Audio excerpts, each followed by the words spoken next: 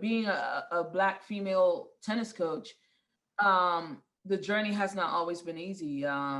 You know, it can be very, very, very difficult at times. And the biggest thing for me is just making sure that you're making connections with people, and you're kind of putting yourself out there in different ways. And just, for us, we obviously have to work a little bit harder. It's sad to say, but it's the truth.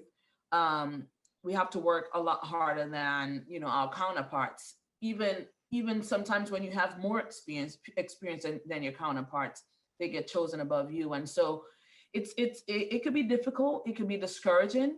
And one of the things is that me I try to not let it discourage me at all. I push to get to where I want to be. And um, it's inspirational to be in a position like this, to where I can help someone else, coming up behind me, to see, oh well, she's doing this and she's doing that. We just have to work harder. You know what I mean? And I think sometimes people don't want to admit it, but we're dealt, because the color of our skin, we're dealt a different set of cards. Coaching is not just being on the tennis court. It's all the behind the scene work. We're managing, we're doing budgets, we're doing equipment, we're doing tons of different things. And having teams, it's like we're juggling so much.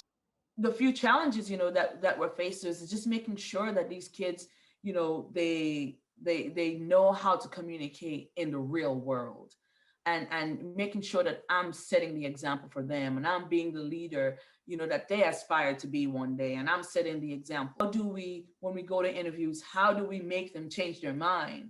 You know what I mean? How Sure. What can we do? What can we do to make them say, oh wait, maybe we should actually, take a chance. One thing that really stuck with me is you got to take a chance. And Yeah. I think I'm looking forward to the day where, you see more college programs, taking that chance, because to me, it's going to pay off. When I got into coaching, like I knew this is what I want to do. This is where I want to go. This is where I want to be.